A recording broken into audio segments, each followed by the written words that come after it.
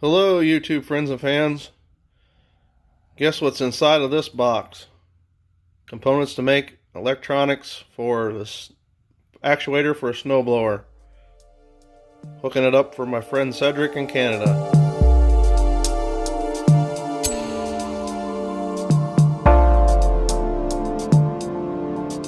Getting ready for my new snowblower actuator wiring kit. There's the switch.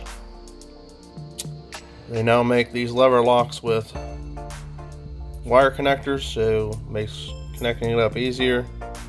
Got all my wire. Of course, you know, everything else.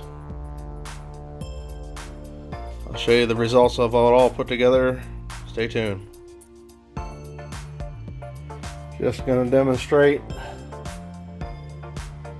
Red to red, black to black. Lights on. Turns the switch on. Power goes out. Power back on.